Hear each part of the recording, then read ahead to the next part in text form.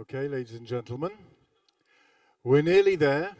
Last session, so I hope you lunched well, networked well. We had a good morning with our presentation and demonstration from Martin from KLM on slot swapping and also on how to take those opportunities that are available. I think there was some good workflow tips there and some good questions as well. That was then followed up from Sebastian with the ACDM. The feedback that I've heard from people is, bloody hell, that's a complicated subject, but actually Sebastian made it as clear as we've heard it in a long while, and I think that's quite a compliment because it is a difficult subject. It was a nice demonstration, a good presentation, and some good questions as well. So thank you very much for that. So this afternoon we've got 3 sessions. As I said before, our colleague from Swiss is currently stuck in the queue to depart Zurich Airport, I understand. We are hopeful that we'll be able to get him to at least connect online once he lands. But we're looking at that and seeing how that works out with the time. So please bear with us on that one. And we do apologize, but I think you can understand with the current situation how difficult it is. So we've moved things around a little bit. The first thing we're going to do this afternoon then is our FFICE demonstration and presentation. We have 3 gentlemen. First of all, we have Donal. And then we have Paul, and finally we have Thomas, who are going to give us an overview of FFICE, how it's operated in reality, and hints and tips to help you. We will do it 3 presentations in a row, and then we'll have a question and answer session. Should be about half an hour or so of presentations, and then we'll have the Q&A. Okay, so with that, over to you, Donal. Thanks, Chris. Good afternoon, everyone. So I'm going to talk about FFICE. So before I go any further, FFICE, it's a pretty strange acronym. Can I just get a show of hands from the room, from those of you that have some awareness of FFICE, even if it's just what these letters stand for? Okay, that's really interesting to see. FFICE, it's a topic you're going to be hearing a lot more about in the coming months and years. So FFICE, it's Flight and Flow Information for a Collaborative Environment.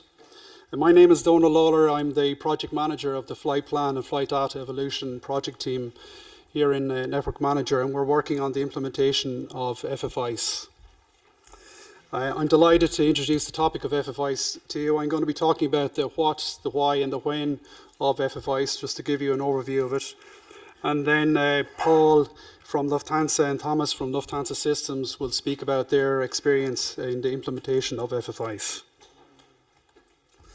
So firstly, what is FFICE? It's a global concept from ICAO, and it defines the information requirements for flight plan, flow management, and trajectory management for all phases of flight. Airspace users will be able to share much more information, flight-specific information, including 4D trajectory and flight-specific performance data, both pre-departure and in-flight. FFICE uses a standardized format called FIXM, and this will enable the digitalization of flight information. For now, from the implementation point of view of FFICE, we're focused on pre-departure. And FFICE will replace Flight Plan 2012 as the method of flight planning. FFICE introduces the concept of the GUFI. The GUFI is the Global Unique Flight Identifier. And for a flight, it may be necessary to change a call sign. There may be more than one call sign in the system for a daily flight, but there'll only ever be one GUFI for each individual flight. And finally, FFICE is based on FFICE services, on the use of FFICE services, and these services are provided in Europe by the Network Manager.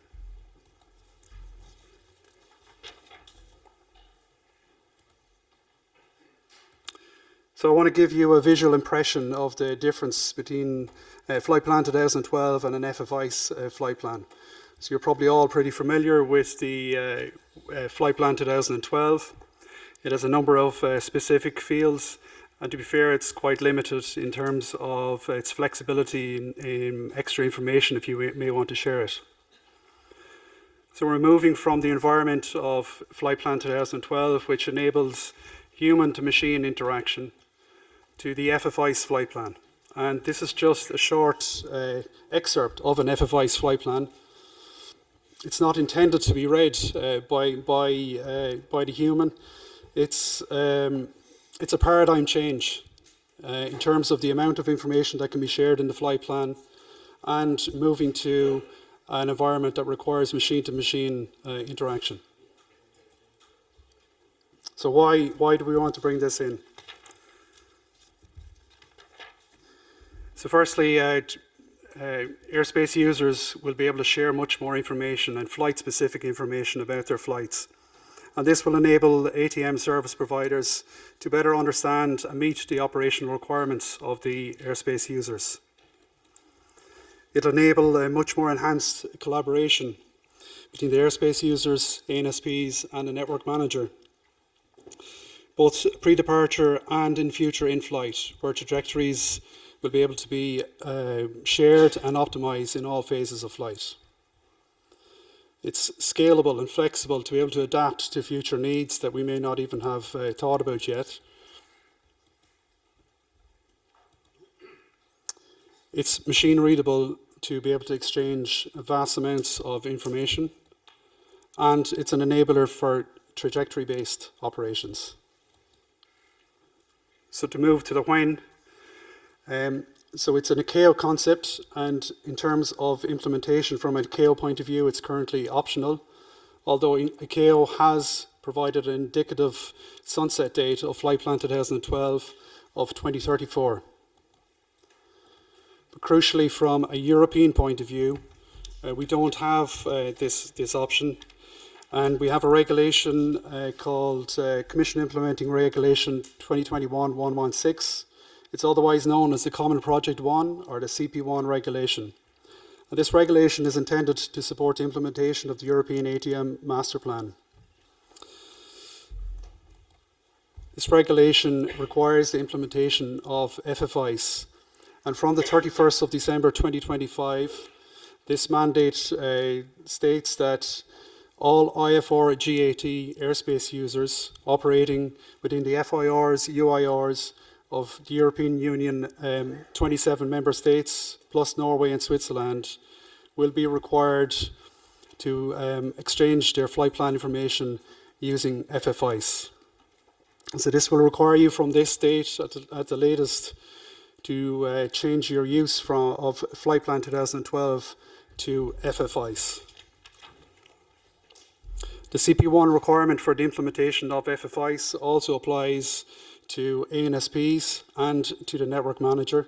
And the network manager has implemented the FFICE services that are required by CP1 for the use of FFICE.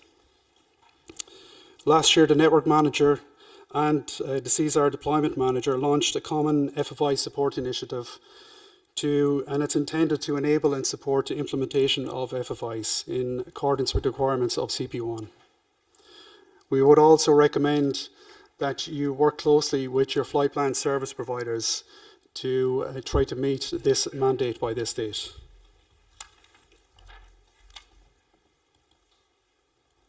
So finally, further information on the NM implementation of FFICE can be found in the NM IFBS Users Manual, and you may also contact us on this FFICE EUROCONTROL email address, and we'd be happy to help you with your questions.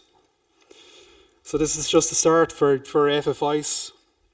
We're going to learn a lot and improve it hopefully in the coming years as more and more organizations start to implement FFICE. And I'm delighted now to hand you over to Paul from Lufthansa to speak about his experience of FFICE. Thank you.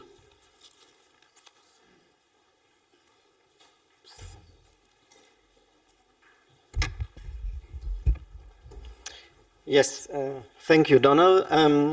Now it's my task. So you've heard from Donald that there is that FFI's concept, that it will change the flight plan format. And I want to point out in my part of the presentation that it's not only a change of the flight plan format as such, and only that it will also change your operation and the way you work with the flight plan. Because you've seen a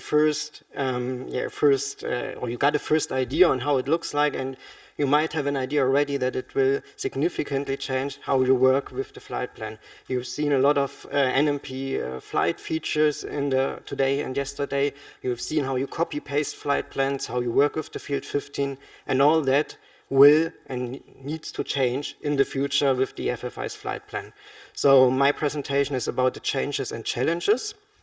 And again, you've seen it from Donald already, just a quick idea how an FFI's flight plan can look like. Here you see an example of a Hamburg to Munich flight. And on the right-hand side, you see the ICAO 2012 flight plan. You all know that, you know the items. And you see that there's a long scroll bar on the left-hand side, so it already shows that there's a lot of information in that EFPL, in that FFI's flight plan.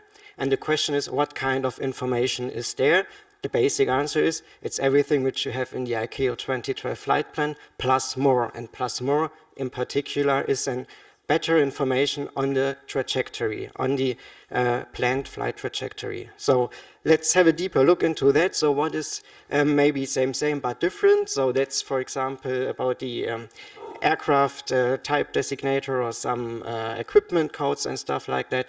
You have it in the ICAO 2012 flight plan. You know where it is, and you also have it in that structured format in the EFPL, which is an XML file, also can be found there.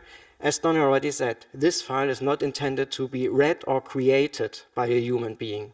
It's intended to be created by a machine and to be read by a machine. You can represent and display all the information in any application which can read that file, but it's nothing where you would actually insert something. Of course, here you can think of, okay, maybe I just insert or add or delete some codes here. I can do that in any editor where I can open the file. That might be easy. But looking into another example, which is very different, that's the actual trajectory information. And here I have an example of the very same flight, Hamburg to Munich. And you all know from the ICAO 2012 flight plan that we are struggling with really representing the descent and climb profile. We know, for example, in that particular case, that there is a cruising altitude of flight level 390, and that we are somewhere at some point crossing the waypoint Denix at some altitude, but we don't know whether it's already in flight level 390, whether we reach that flight level before or afterwards, and where we actually get on our cruising altitude.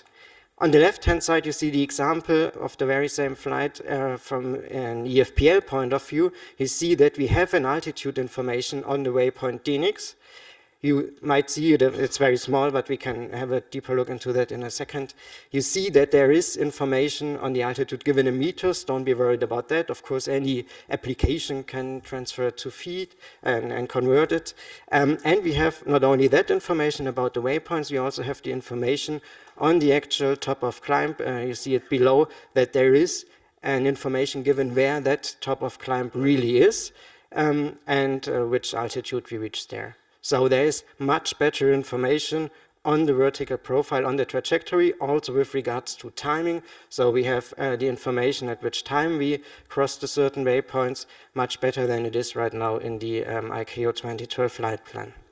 So what I want to do now is I will switch over to our live application of Lido Flight, which is like the latest version which is available, because there we really started to go productive more than a year ago in December 2022. We were the first ones filing EFPL basically in the world, because it's only possible right now in Europe. And we've been doing that now since then.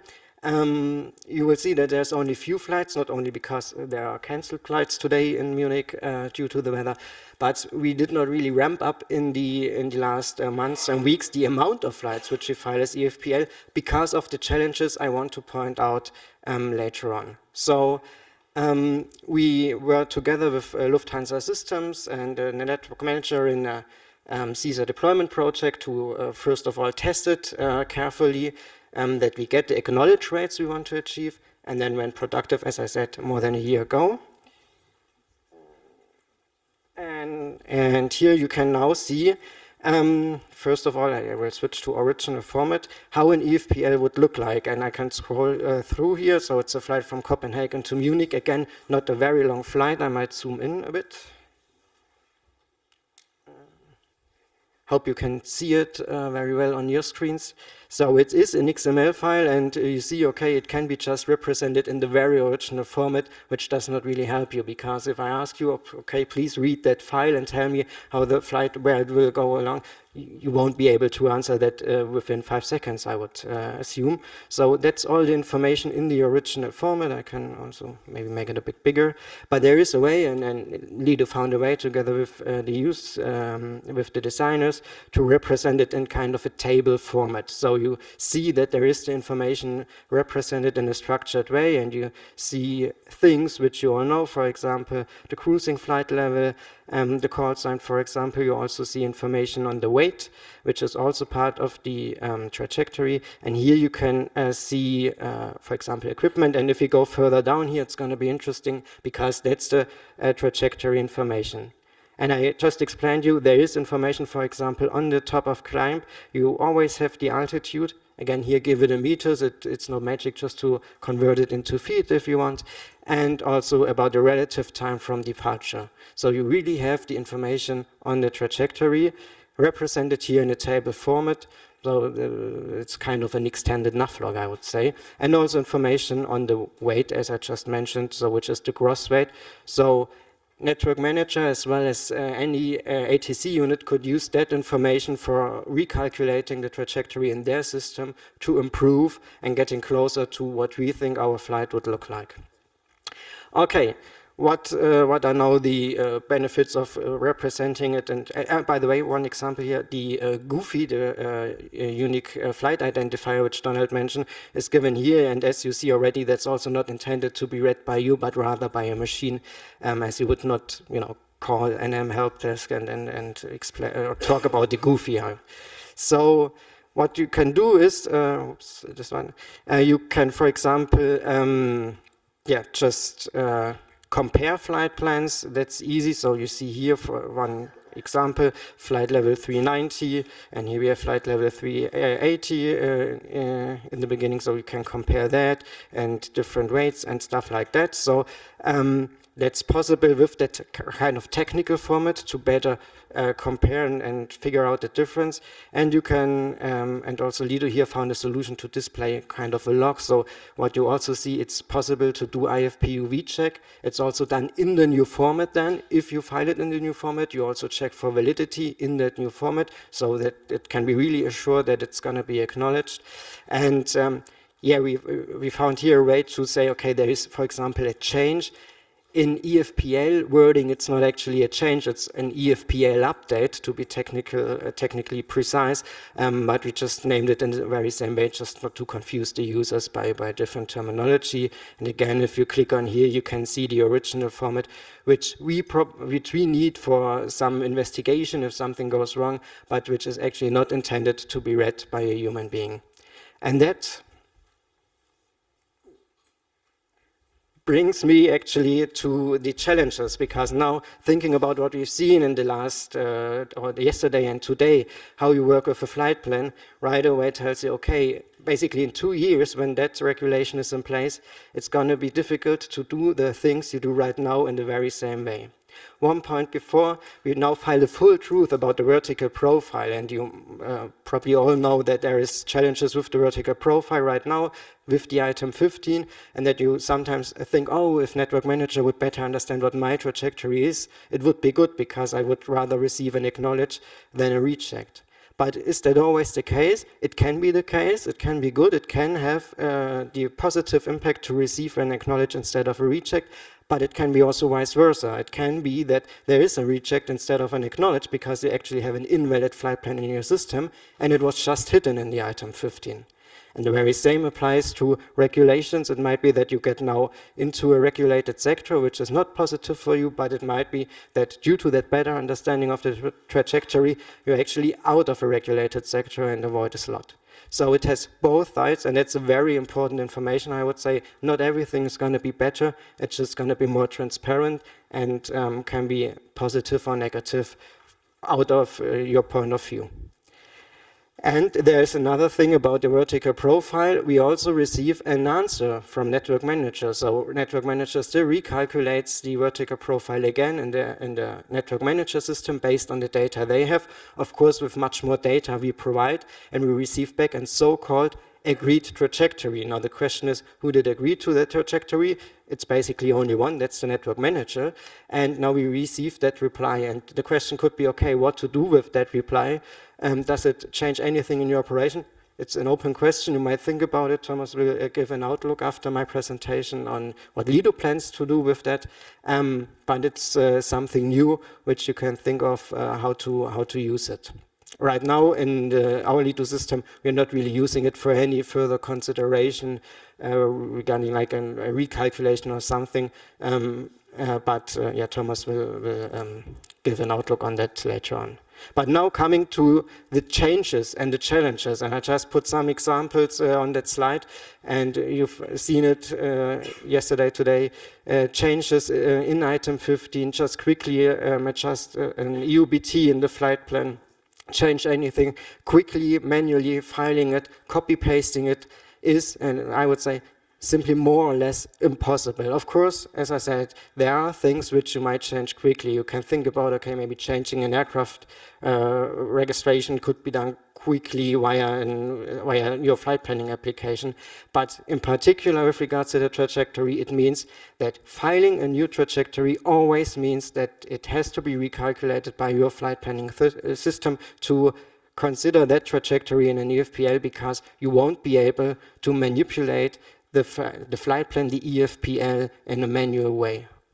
And that's, I think, the main message, because that means you strongly have to collaborate with your flight planning software provider or with any other tool you use in your OCC. It might look very different to think about, okay, where do I use the ICAO 2012 flight plan? Where do I do changes manually? And how could that look in the future, just having in mind the new format? And I would think you have to start thinking about that now and today, because the regulation will come sooner than later. So it's very important not to just leave it up to the flight planning service provider saying, okay, just implement a new format and everything is fine. Think about how it will affect you in your daily work. And there are more like kind of systematic challenges which are more related to the concept rather than to the daily operation. For example, we at some point will also file EFPL outside of Europe. Right now it's limited to Network Manager. And then, for example, with the reply of the trajectory, we will receive several replies from all over the world for one flight. So what do we do with that? How do we merge those things? So we have to gain experience in that, and we have to be involved in the discussion. That's also one of my message. Be involved in the discussions together with Network Manager and anyone out there, if you're from the US and with FAA and so on, to talk about those topics, because we need to find ways that we do not create more work in our OCCs, but that it really helps to get a better understanding of our trajectory, but not that it's up to us to merge all the different information in kind of a manual or technical way. Another point is, and we had an example of the taxi times yesterday, I think, the data consistency is very important. It does not really help if we file precise information where we are at each second, but then there's different taxi times in the systems, there's different information about terminal procedures, SIT and stars, that will all like crash in a system if we just say, okay, we will be there at that departure route, but that departure route is simply not existing in the same way as it is in our flight planning system, when it's different in the Network Manager system.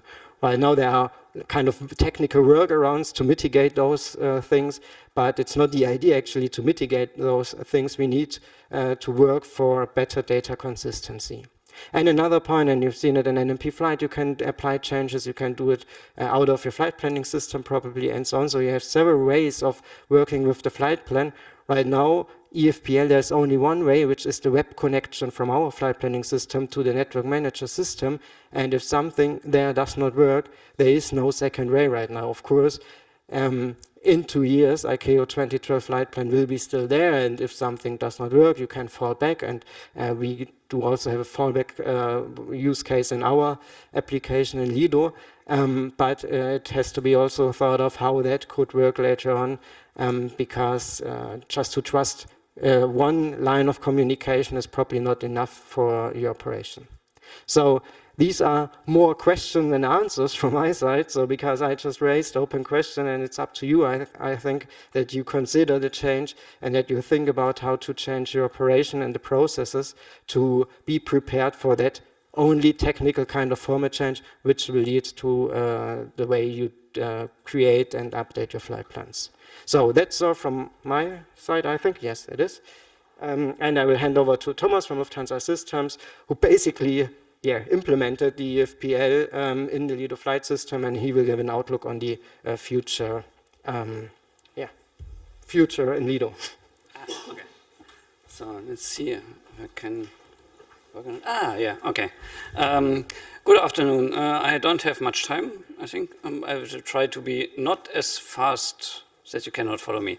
My name is Thomas Eschenhagen. I work for Lufthansa Systems in the department developing the flight planning solution Lido Flight, used by a couple of you too. I'm working in the domain of ATM. We are responsible for the, besides other things, creation of the flight plans and in this case the EFPL. I want to talk a little bit about ideas we have, what we want to do with the EFPL in the future.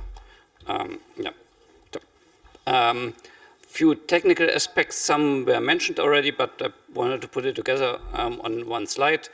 We have the ICAO 2012 flight plan as a text format, the FFI's flight plan as shown already, XML structure based on the FIXM standard format.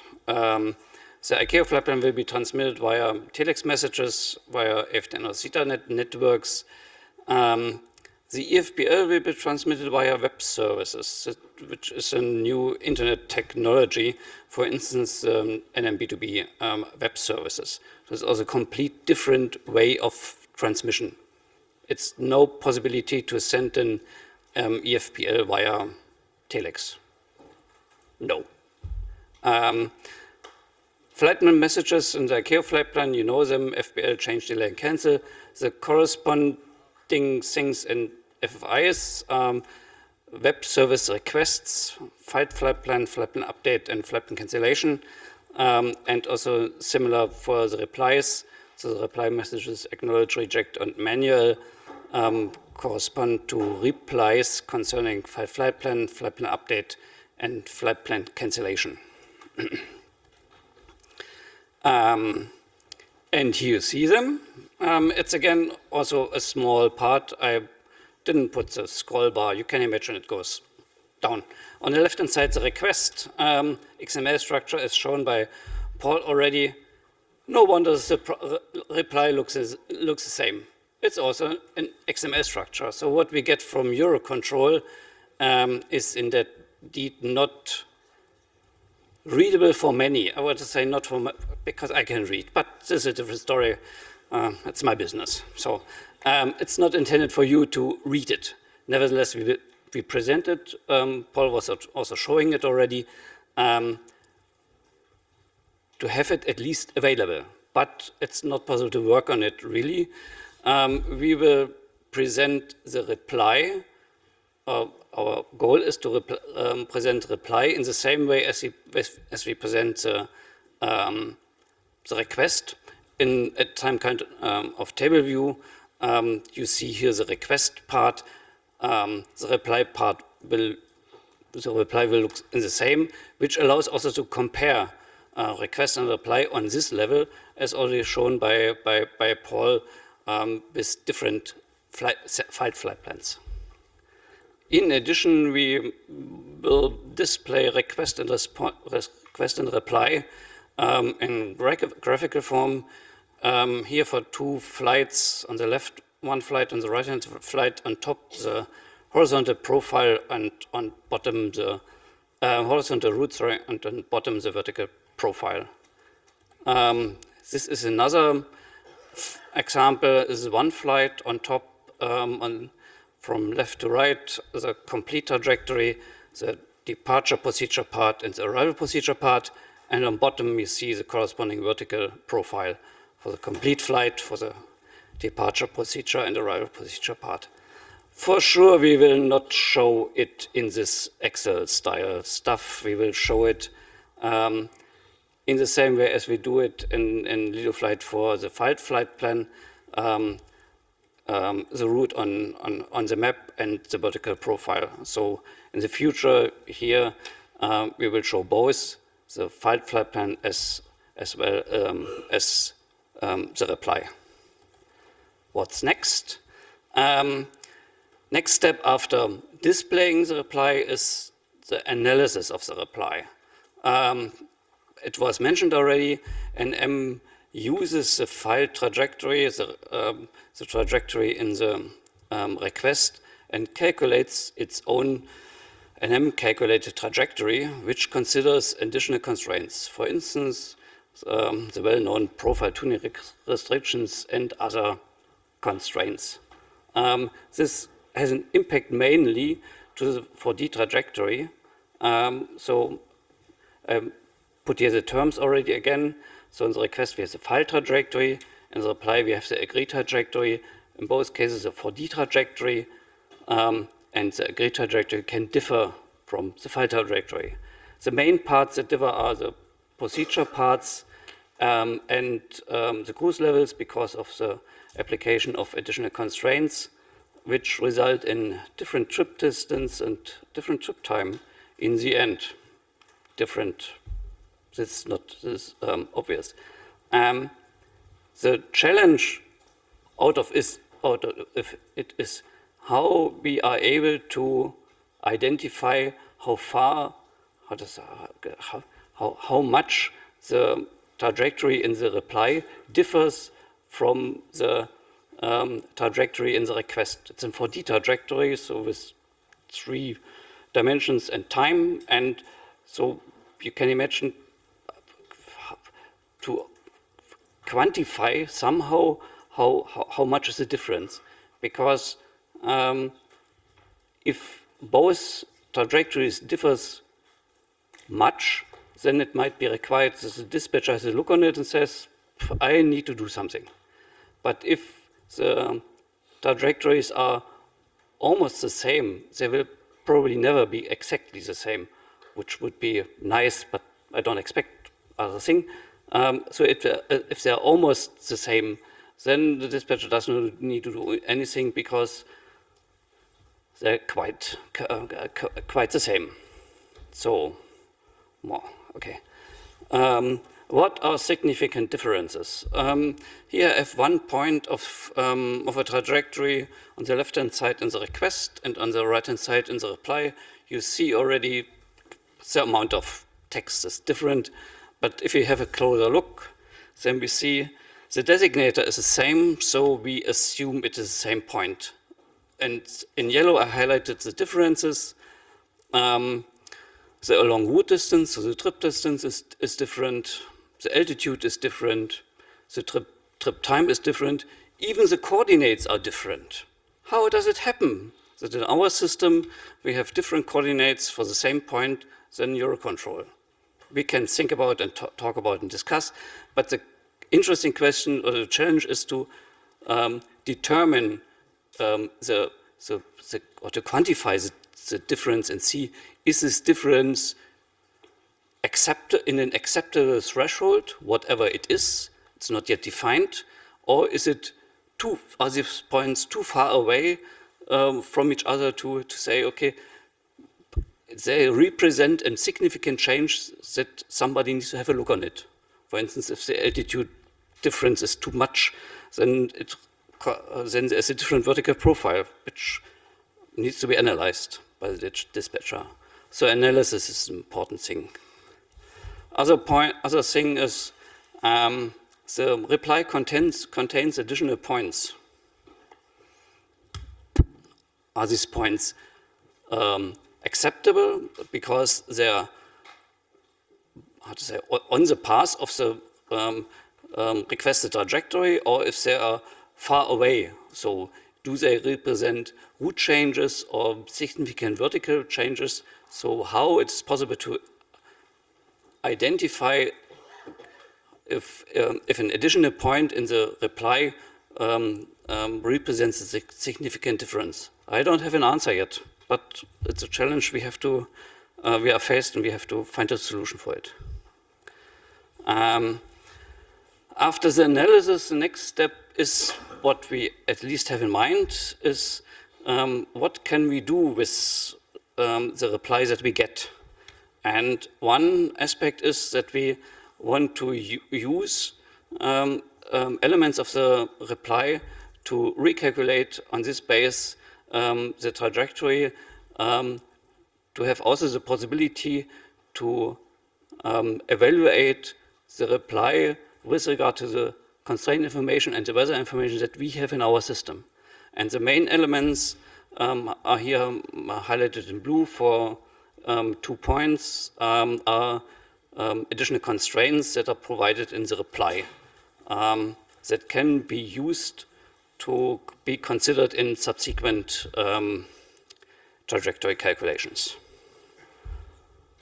The last slide, and then I'm done.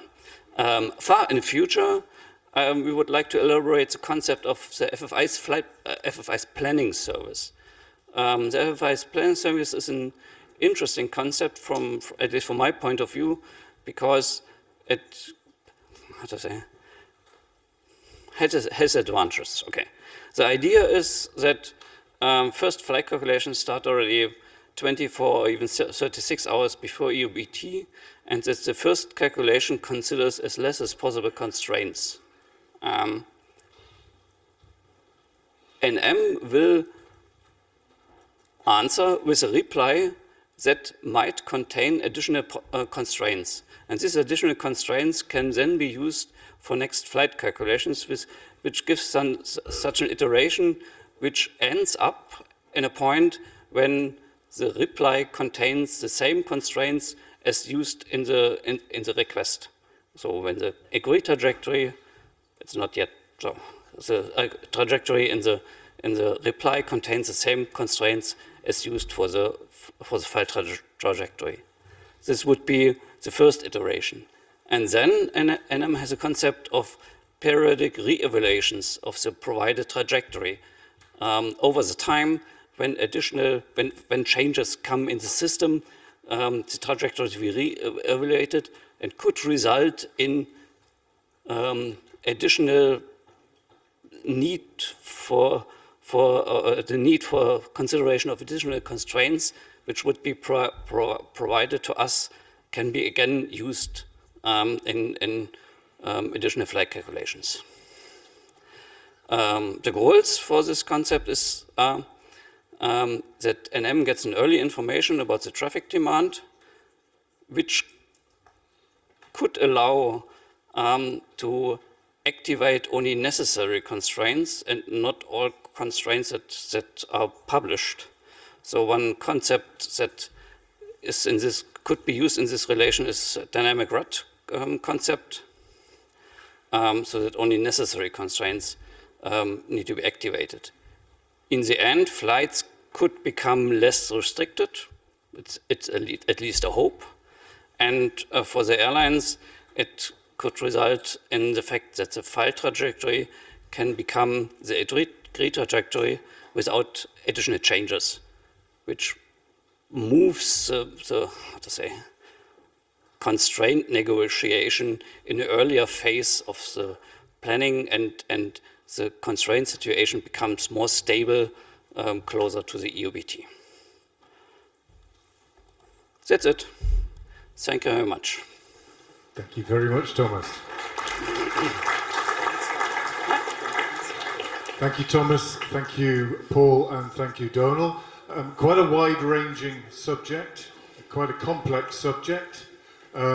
So we were introduced to the future of FFIs. Donal explained to us what FFIs is. He introduced the subject of the, I'm going to ask a question myself here, goofy or guffy? I'm not sure. I would say goofy, but I don't know.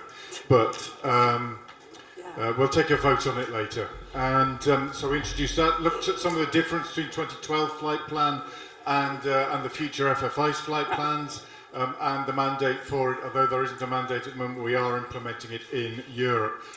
Paul then talked about some of the details, about how it's not to be read by humans, and some of the enhanced information that is available in the new flight planning, and that of course mainly is related to the trajectory.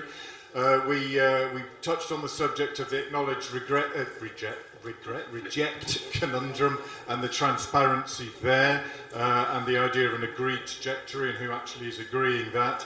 There were some of the challenges mentioned, and I think particularly some of the people in this room, there's the outside of Europe and the multiple stakeholders, so that may come up in some questions, and some data consistency issues. Then our colleague Thomas from representing Lido talked about the future of EFPL, how it will be B2B, how to display the replies, how to analyse the replies and the challenges there, particularly with the significant differences and what is a significant difference. And then finally some stuff on the far future of the planning service. So quite a lot covered there. The gentlemen are in the room, they're happy to answer any questions. We have a little bit of time here. So does anybody have any questions that they'd like to ask the gentleman on this subject? At the back there, sir. Hello, Nicola from Aletaro.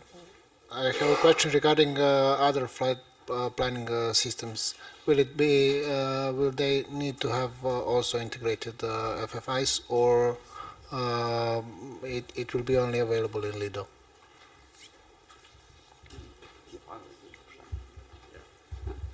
Okay.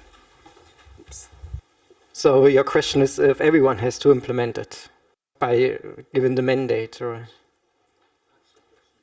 I mean, the flight planning systems will have to integrate, right? Yeah. In the to lose the 2012 ICAO flight plan, right? And that's the plan to go until.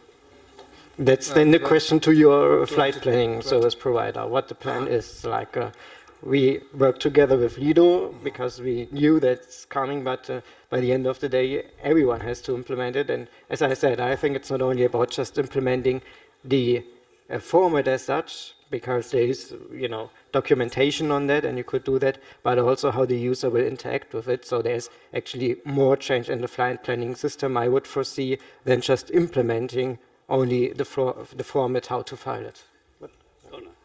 You want to say something? No, nothing else to add to that. But yeah, from the date given in the mandate, all use of Flight Plan 2012 will have to be replaced by the FFI's flight plan for all flights within the EU area plus Norway and Switzerland. Okay, thank you very much. So, Okay, thank you for that. So, did you have a... Yeah, we can really talk a lot about it, and maybe it's a real important thing. So, from theoretically, end of 2025, for all flights departing in Europe, arriving in Europe, or overflying Europe, an EFPL has to be sent. Point. In addition, you might be aware that if you start outside Europe and overfly only Europe, in addition, an ICAO flight plan has to be sent to the other ANSPs. So, in fact, for each flight, 2 flight plans have to be sent. An ICAO flight plan as well as an EFPL, which increases the challenge for the flight planning system to do so. And again, each flight it has to be realized in each flight planning system. Yeah, I don't know which one you use. I don't want to know. So yeah, and as you can see, Lido Flight is able to do so. Lufthansa is using it. So at least all users of the Lido Flight application have already the possibility to do it today yeah, with the corresponding system. But it's really important, it must be done. And, sorry, maybe you noticed that we did not, that NMP flight did not appear here. Sorry guys, no NMP flight in this presentation. And as Paul already mentioned, with NMP flight you cannot do it. Simply, you cannot put an EFPL in NMP flight and file it.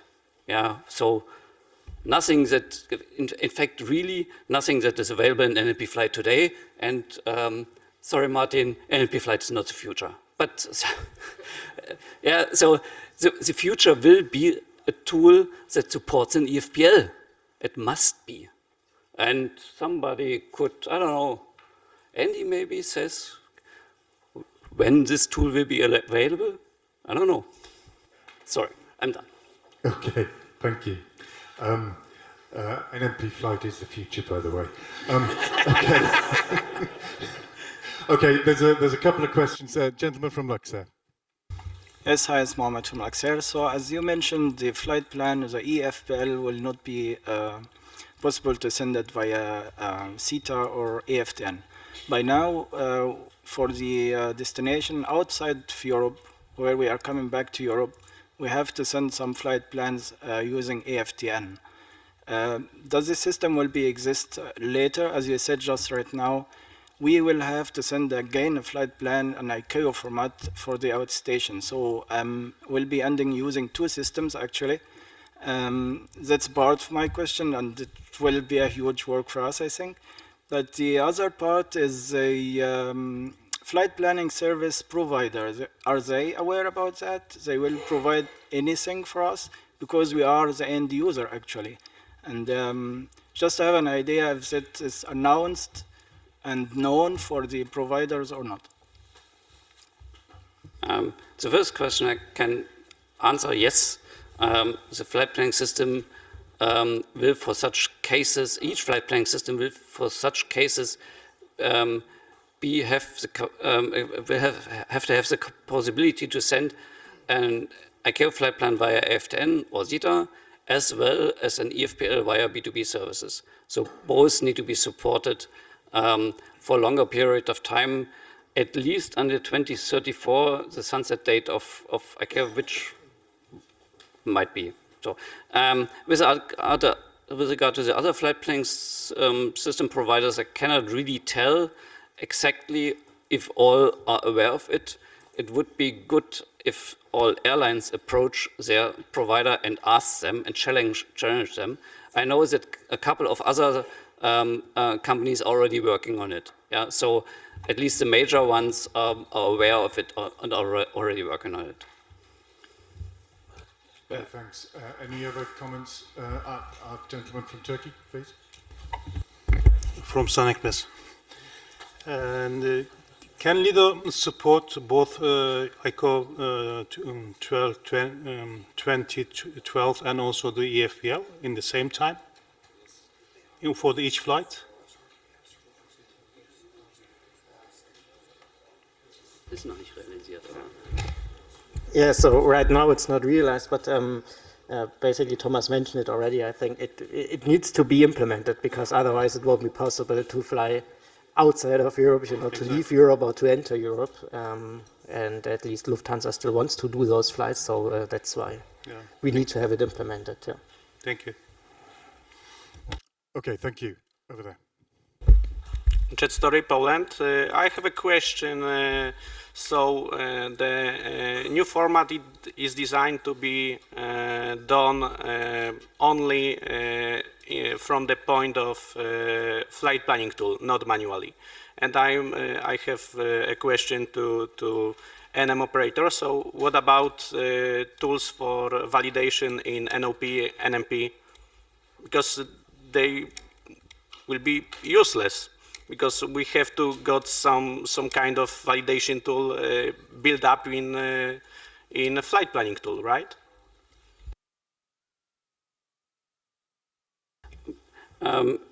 It has been mentioned already. Similar to the today flight plan validation feature that is available in NLP Flight for the ICAO flight plan, the same exists for the EFPL. So there's a trial service that corresponds to the flight plan validation and has the same feature. So the functionality exists. It must be only there must be only a system where you can use this service to validate this flight plan. Yeah, and in Lido we do it. So you can press on a button and then it will be validated, the EFPL. Does it answer your question? Okay. Any other questions in the room at the moment? I believe we have a couple online, but gentleman at the back there, sir. Hi, I'm Yanai from Japan Airlines. Thank you for great presentations. Europe is, I think Europe is the most advanced region in the world for the FFIs, but probably when FFIs is started in Europe, many other regions, including Japan, cannot support the FFIs. So my question is, for example, for the flight from Europe to Japan, should we wait to use EFPL until all other regions was pass-through supports FFIs? Or do we just send the EFPL to EUROCONTROL and EUROCONTROL will send the old format to any other regions? This is my question. Yeah. So first of all, yes, theoretically from the 1st of January in 2026, you have to file EFPL to Europe, to EUROCONTROL. And there is no exception. So it also affects your flight from Tokyo to somewhere into Europe. So that's the main point. And how you solve that problem that you have to file basically two flight plans, one ICAO flight plan to the rest of the world and the EFPL to Europe, is basically up to you or to your flight planning tool. It could be that you just file those things in parallel. It could be that you use features given by EUROCONTROL to readdress flight plans, because EUROCONTROL offers the service to translate an EFPL to ICAO 2012 flight plans. So it will translate the trajectory into an item 15 and so on. You also receive that reply back, so you could use that flight plan as well. So there is ways, but you have to find out a way. And basically, there is no final answer on that. Even we, as users of EFPL, and we only use it within Europe right now, we don't have the clear way how to solve that problem, how to tackle that, how that will be transparent to the user, how the software will solve that issue. But basically, there has to be a solution within the next 2 years, given that mandate. Okay. Thank you so much. That answers your question. Thank you, sir. Augustin, did you want to make any comment? Sorry, yes. Regarding the question from Japan Airlines, I think it was, we do have a feature implemented in our system, which is equivalent. Oh, sorry, I've been running. Which is equivalent to today's readdressing function. So we can accept an EFPL, and in FFIs it's called translation and delivery. So in an EFPL, one can indicate an AFTN address to which we can translate and deliver that flight plan 2012. Perfect, thank you. Thank you very much. And I'm sure Augustin will be able to follow up with you, sir, if you want to get some more information, as he's one of our experts here in EUROCONTROL. Thank you very much, Augustin, for coming down. And I'm sorry I got a bit out of puff there. It's surprising how many steps there are between there and here. Gentleman at the back there, please, if you had a question. Yeah, actually, my question was concerning something like interface from the EUROCONTROL system to other system worldwide. But I think my question is now almost answered by the gentleman. Because not all of us are using Lido, and the EFPL flight plan looks really good, but I don't know, it sounds like an obligation for airlines to find a solution starting from 1st of January 26 to find a solution with the provider.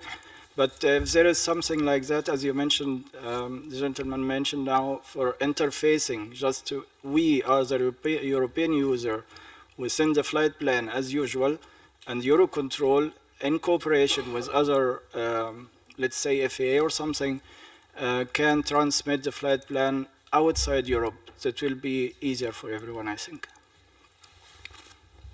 Augustin? I think you should not forget that your first obligation is to respect whatever the local regulation is.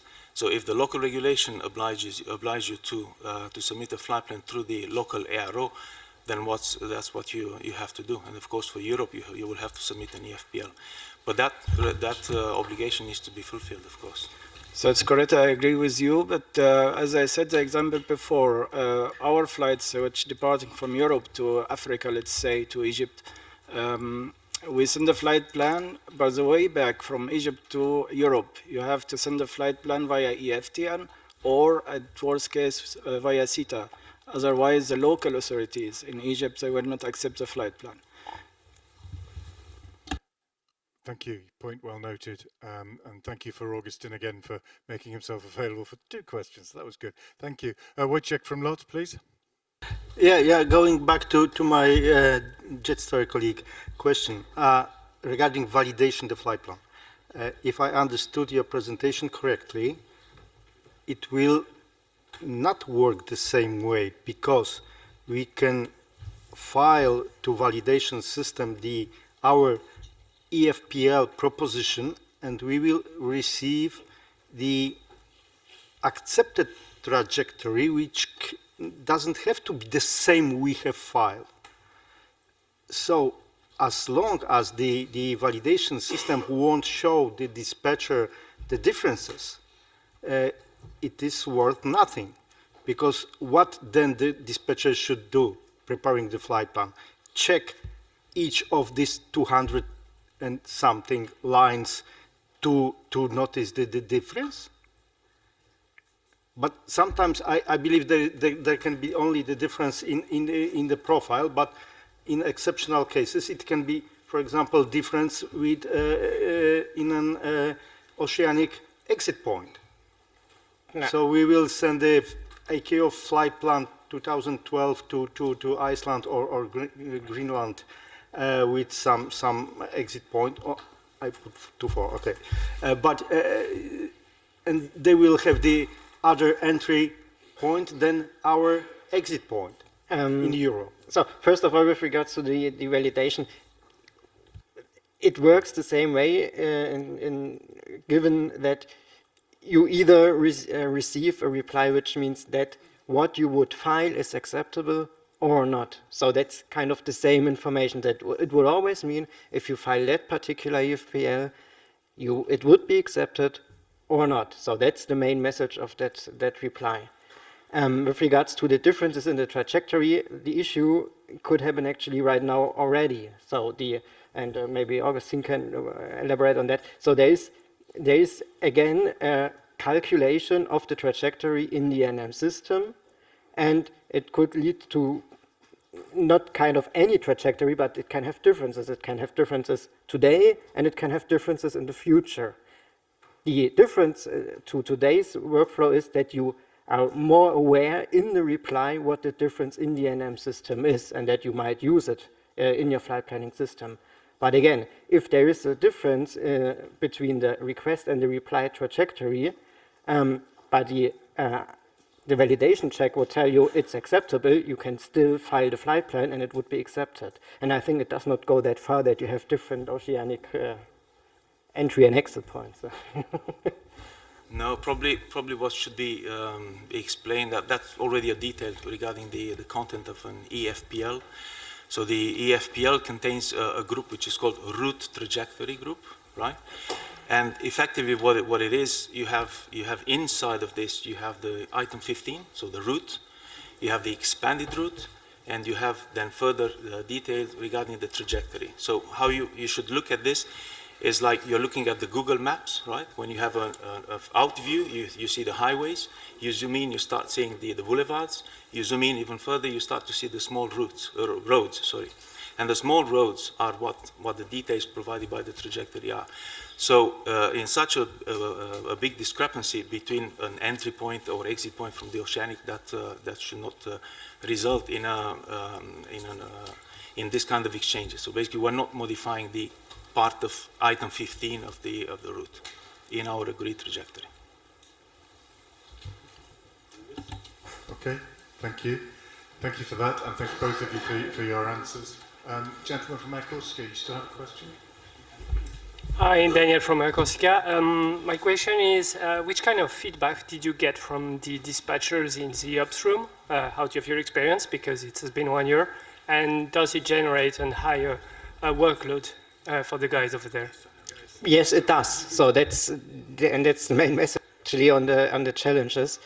Right now, just implementing the new flight plan format creates more workload, because when you want to make use of NMP Flight or any other tool, if you want to copy paste, you have to convert it back to ICAO 2012. Right now it's easy, we can always fall back. There is a button, I could have shown it in the application, so we can switch back to ICAO 2012, the dispatcher can do so, but that's of course then more clicks, more work right now.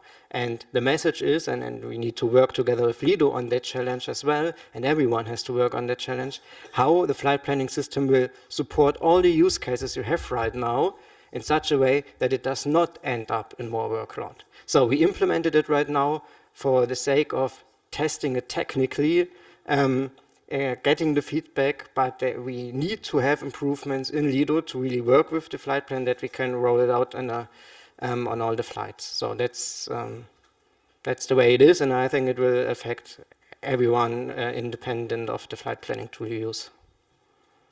Okay, thank you. There's one question here. Hi, Anurag from Air India. I just had a question, like with the FPL 2012, we have the option of getting a proposed route in case my route is not acceptable. What will be the process in case of these FFIs?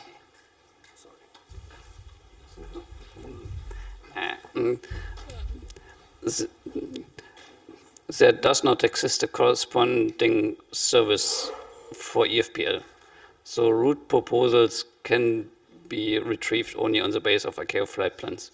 And the only way to do is what Paul also already mentioned, to convert or to create an ICAO flight plan out of the EFPL and put it into the routing assistance service. It would be a question rather to NM if and when and how other services can be used natively on the base of EFPL. If I may, Thomas, I think, sorry for that, but I think in the response to a trial request, we can return what it is today, an equivalent of a proposed route in the form of a negotiating trajectory. That's what it is. Now, you'll have to assess it and analyze it whether it's convenient for you. It's not the same as the routing assistance service. Right. No, it's not exactly the same. No. Yeah. Okay. I'm going to ask Andy, and then we've got one more question here, and then I think we need to start thinking about wrapping this up. Having said that, I can see at least 3 more questions here. So Andy first. Thanks. I just want to explain. NM systems don't. The route proposal is a trajectory, full 4D trajectory. Many of them, depends how far we search. The representation on NMP Flight or the NOP or the CHMI is an ICAO route, field 15. There's nothing to prevent us in the next version of NMP Flight before the deadline to represent our internal trajectory in another way. So there's no reason to be concerned that suddenly NM route proposals function is going to suddenly disappear. It'll just be potentially looking a bit different. Thank you. thanks for that clarification. Appreciate that. So, Thank you. Question to Paul. Paul, this new format flight plan, excuse me, we are using in the on board is EFP with the ARANC 633-2 format. Will there be any differences with this for the EFP usage of this flight plan format?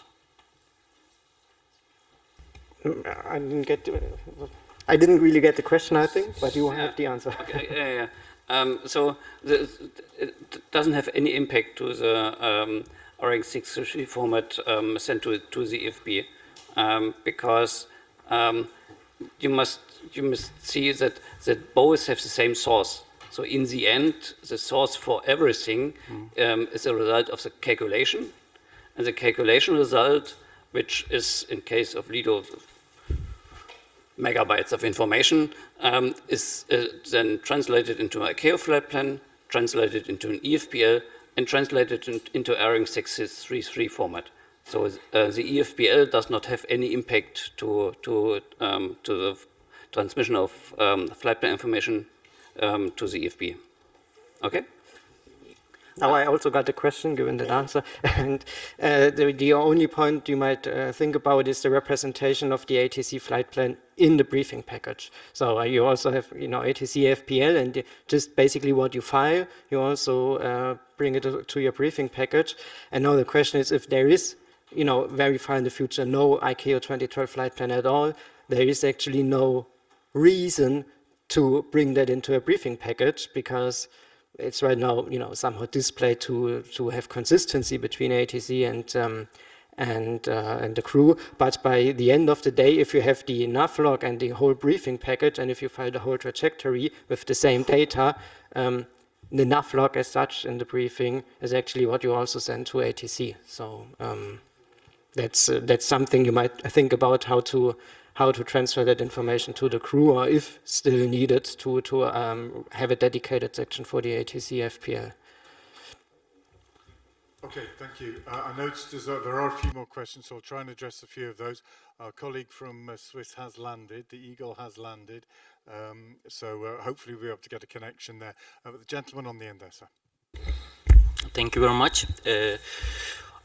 I don't know if it's already mentioned during, maybe I missed, but I just would like to ask a general question. Yeah, I know we are, and you also would like to do a better use of European skies, but has this been coordinated with the other regions? Are they able to implement it, or is it going to be a mandate for the Asia, Africa?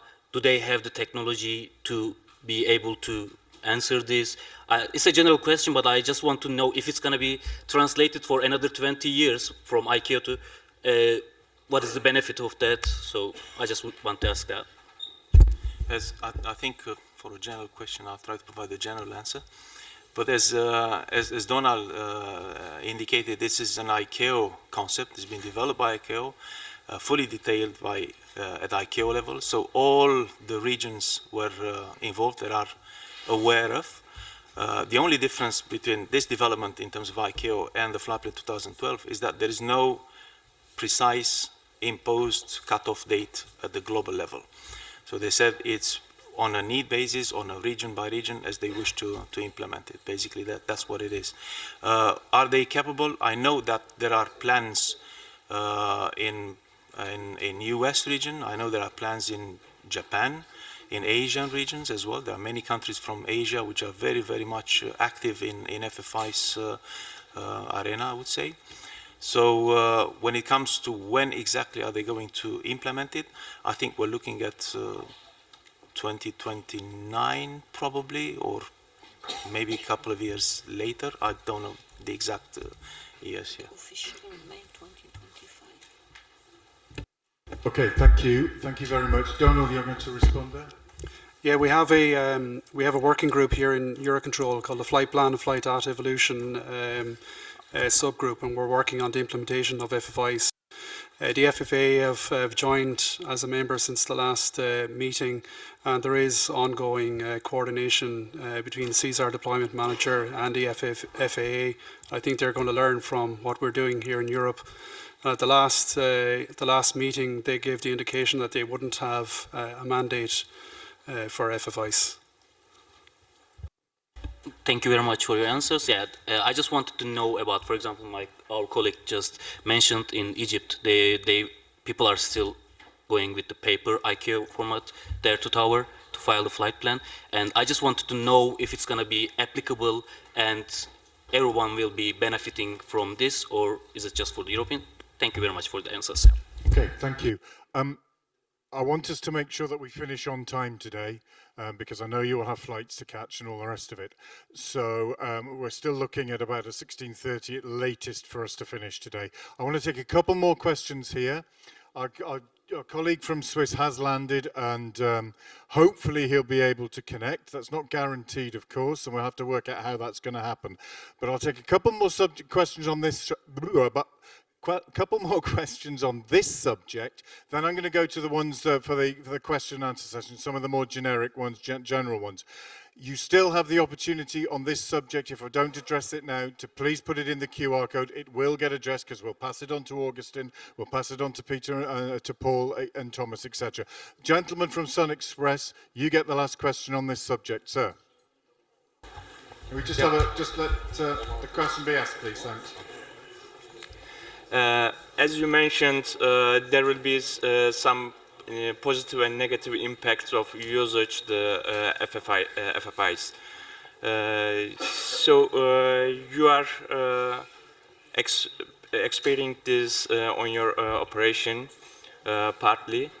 Did you analyze what's the impact of, based on the rejection and the acknowledged cases, what is the positive impact is higher or less than the negative? I expected that question to be the first question, actually. Yeah, I was surprised. We, like when we start, or basically Thomas started to test like kind of a prototype on the test environment, started at a very low level of acknowledge rate. I don't know, he started with whatever the number was, and it was then increased by changing the implementation. And we, as a prerequisite before implementing that, of course, wanted to have a kind of a 90 whatsoever percentage of acknowledge rate, that it's comparable to ICAO 2012. So we didn't want to get worse. And then it's a case-by-case thing to really look at flights where we might have a reject right now with the EFPL. And there are cases where when we switch back to ICAO 2012 are valid, and we have the other way around. So that's a case-by-case assessment. But the acknowledge rate on average is at least the same. So that was our prerequisite before getting it implemented. Okay, thank you. Thank you very much, and thank you, gentlemen. That was quite a lot of questions there, quite a lot of detail, much appreciated. Okay, we're going to try and we're going to rejig the schedule a little bit. Andy is out at the moment. Apparently, Simon is in a taxi on his way over. This is really exciting. It's like a movie. I'm not sure whether it's a comedy or a tragedy, but we're going to find out soon enough. So what I thought we would do now is we'll move forward the general questions, the questions that you've been putting through on the QR codes over the period of the 2 days. I've got a piece of paper here with quite a few of them. Some of them are already been answered. What I'll do, I've got a couple here that I did a bit of research this morning and got some answers for you, so I'm going to address those personally, and then I'll hand over and get Chris will put a few in. What we have our experts on the back row there, looking all looking like a mugshot there. It looks like the usual suspects on the back row. So all of our flow expertise, we have the flight planning expertise in the room. We have our customer services team in the back there as well. We have some people pretending to hide in the translators booths, but you can't hide there. If there's a question, I'll be calling you down. So, okay, so we have the expertise. So we'll go through some of the written questions. If there is anything else that you want to ask on any of the subjects that have been presented here today, feel free, either by the QR code or by hand. We will perhaps interrupt this when and if Simon arrives. If there's a question that you've asked that doesn't get answered, as I said to you before, and I'll keep saying, we will record it, we will look at it, we will get back to you after the event. So please put the name of your organization on any QR question so that we can do that. Okay, so I hope that's clear. There was a couple of questions here that came in yesterday. One of which was, when replacing CHMI NOP with one system, how do you plan to limit impact on operations, on ops, during maintenance, crisis, or crisis resilience when there's a system outage? So I think that question, what that's really, the way I've understood that question, and if I have understood it incorrectly, please tell me, is that we're replacing two systems with one. That's actually not the case, because the CHMI and the NOP both went through what we call the CUA, which is one of our platform in the background. So actually, it's still, we're going from one to one. That's the first part of it. The second part of it is the new platform is a digital platform, and it's in the cloud. So actually we have much more resilience in the future, because if we do have any problems, we can switch from a cloud there to a cloud there to a cloud there. So that's all being planned in our new system. Please don't ask me too many more questions on this, because I'm not an expert in clouds and all the rest of it, but that's what I was told today. So we are planning extra resilience because of with the extra redundancy by being able to switch from one virtual area to another one. Second question that I can answer at least was, where can you find all the AIPs for free in one area? Okay. All AIPs for free? Okay, EAD is the place to go for that. All the European AIPs are there, plus some of the extra ones that are members of EAD. In terms of the rest of the world, we don't have everything there, but the PAM system there has that's the best place, the best storage for them. Is it free? Largely. There may be some licensing fees depending on how you connect. If it's B2B, there's no charge. If it's B2C, there may be some licensing charges. The best thing to do is go to the website if you haven't done that already, and they will be able to help you. And of course, if there are any difficulties, we'll follow through for you as well. I hope that is clear, and I hope that that helps. So, Chris, are there any other questions at the moment that we can address? Yeah, many airlines don't have their own ATFN address, and it happens regularly when help is asked of NMOC that they can only send results via AFTN. Is there another way of doing this? Can somebody answer that for me? Andy, can you help? So, many airlines don't have their own AFTN address. It happens regularly when help is asked to NMOC that they can only send the result by AFTN. Is there any other way of doing it? That rather depends on, we have B2B, we have, it rather depends on that one. I think we may need a bit more clarification on that. Andy, can you help?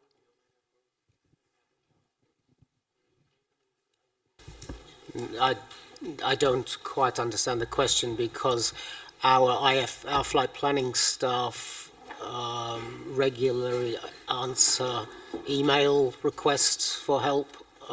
So I'm not. It sounds more like a system-to-system issue. I know that we've asked before for operational reply messages like the ACK and the reject to be sent to SMS and emails, but at the moment the only option is to send them via B2B web services or AFTN CETA, but we'd need more clarification on the question, I think. If the person that asked that question wants to clarify, is it you, sir? Yeah, so basically I've asked this question because it happened regularly that me or my team asked the hotline to provide support on a flight plan, and the answer we get is that they can only upload their results by AFTN, and when we ask them if they can provide an email with the new routing, they said they can't, and sometimes it's really difficult to get that result, so. Mark Collis, are you here? It's up in the translator booth there. Hello, Mark. You may have to come down. I shall give Mark the microphone.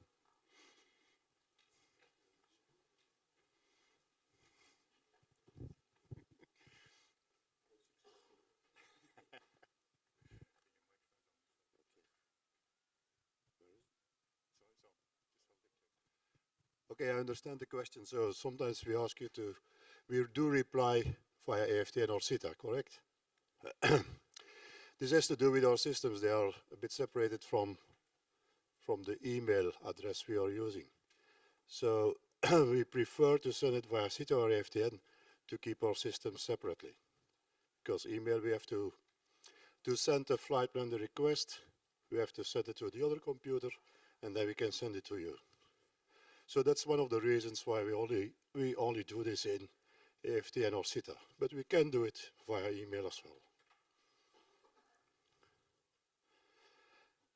But we try to keep it separate, as I said, because of the safety of the systems. So, and as well, most of the airlines do have AFTN or CETA, so meaning that we sending this to the right person as well. So not to Gmail addresses or all the other kind of email addresses. Okay?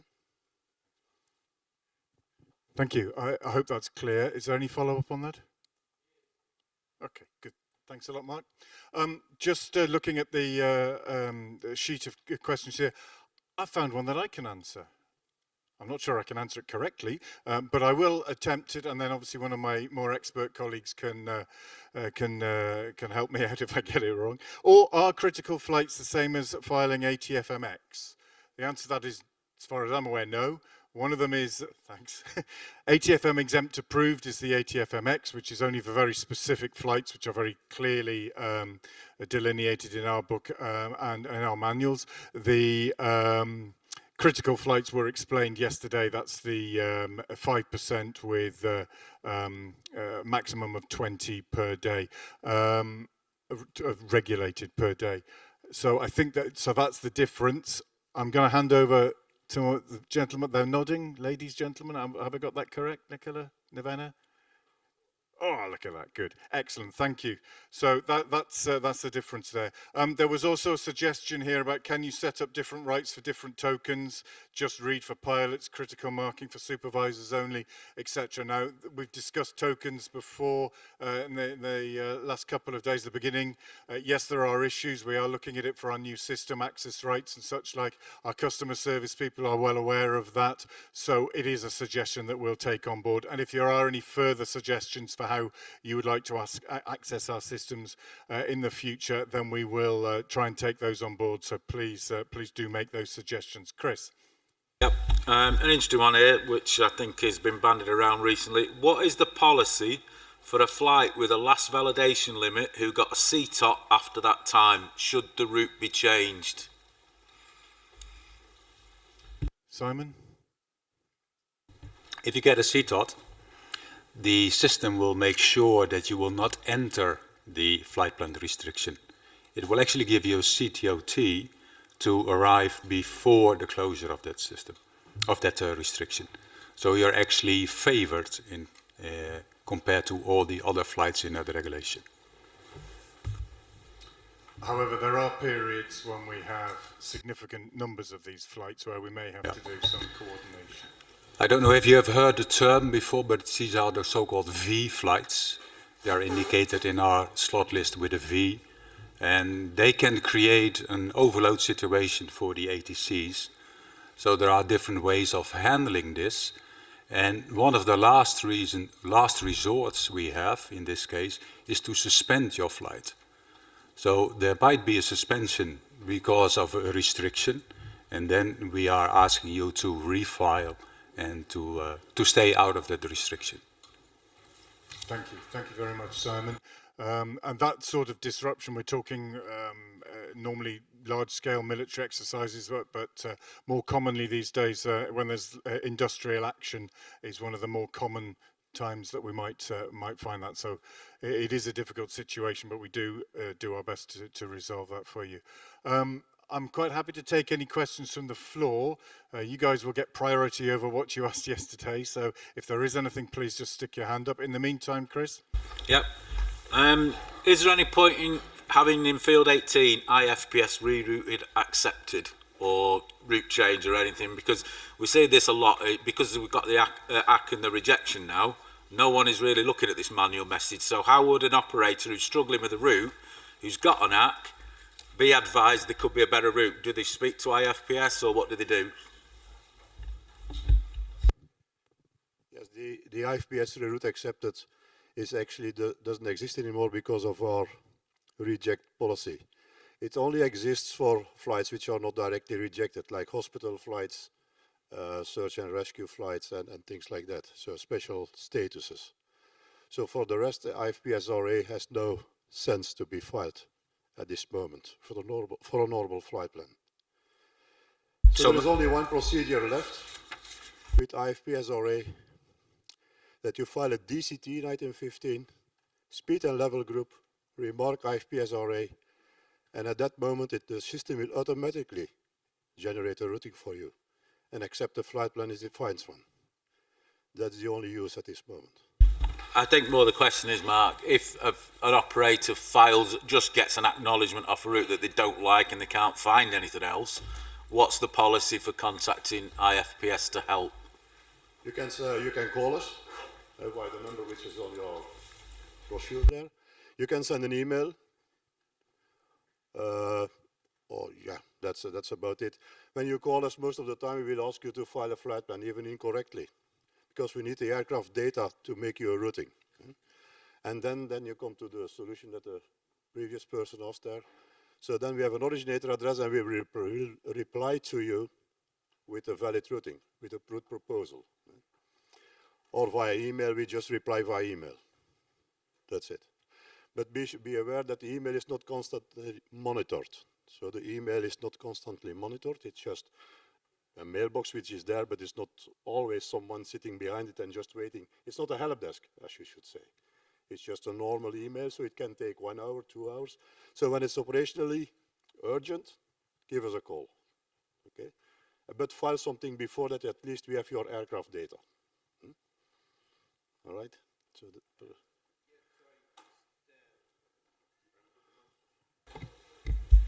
what's the best way to file a flight plan that's not valid? Because when you have NMP, if it's not valid, you can't file to FPS for network manager to see that. Is it just sending it through CETA, or is it sending it like email, like you were saying, and follow up with a phone call? you can file it to the live system, or you can file it to the IFPUV. We can retrieve your flight plans through the IFPUV as well. So if you do a test, even with a not valid routing, which should be possible via your flight planning system, we can retrieve your flight plan there, and from there on we can work and try to find you a routing. Yes. Okay, so if you have your route and it's not valid, you hit the file to IFPS button on the free text, and it says rejected. Yeah. You will still see that on your side. Yeah, okay. And from there on, at least we have your equipment, we have all the data we need from your You have more information. Work on it, yes.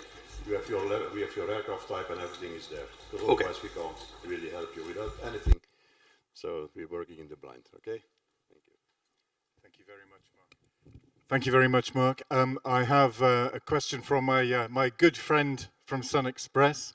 He's going to ask a question. Thank you very much, Chris. My last question, maybe next 2 days.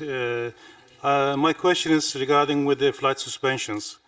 We had a couple of cases when the aircraft in the air, we got information that flight suspended. And when we checked the log, flight log, we found out the local ATC suspended the flight plan. Is it possible, is it legal to when the aircraft in flying and suspend the flight plan? Thank you. Simon? I'm surprised by a comment that an aircraft already flying is getting suspended, because the system will not do that. As soon as the flight is ATC activated, so we have confirmed airborne information, we will not suspend the flight anymore, because we cannot suspend airborne flights. But local ATC sent the suspension message to the network management. No, local ATC cannot send suspension messages. We opened the Only incident. we are sending suspended. We opened the incident, and when we checked the logs, and we found out that last information sent by the local ATC. No, an FLS will only come from our system. So what I suggest we do with this one is actually after this, perhaps if you want to follow up with Simon and we can go through it, but he's right, we are the only people that are actually able to send an FLS, so it might have been something different, but we're more than happy to follow that up with you, and so we can get to the bottom of this particular issue. Simon, are you ready? Some of you may have noticed that, that our colleague Simon from Swiss has arrived, which I think is fantastic. It must have been quite a an experience for you. So what I'm going to suggest is then we will Simon will do his presentation and demonstration. Then we'll obviously have some question and answers from him. Then I think we'll probably be getting towards the wrap-up time. We'll see how we're going for time. There may be a chance to answer some more of these questions or any other questions that you have. But as I said before, I'm quite determined that we finish on the agreed time so that your personal schedules aren't too disrupted. So without too much more ado, I need to just check. I'm going to steal your. I apologize for this. Okay, so I'm now going to introduce Simon from Swiss, who's going to give us a demonstration on managing ATC delays across several working positions. So slight irony with the disruptions we've had today, but I think it's a really apposite and pertinent subject, and how Swiss approaches those. So Simon, over to you.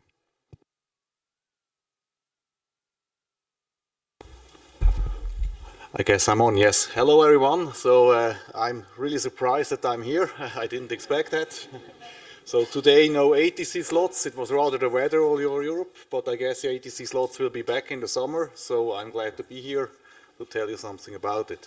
I'm Simon from Swiss. I guess I was invited by EUROCONTROL, thanks for that, because we are pretty experienced in managing ATFCM. I think ever since they exist.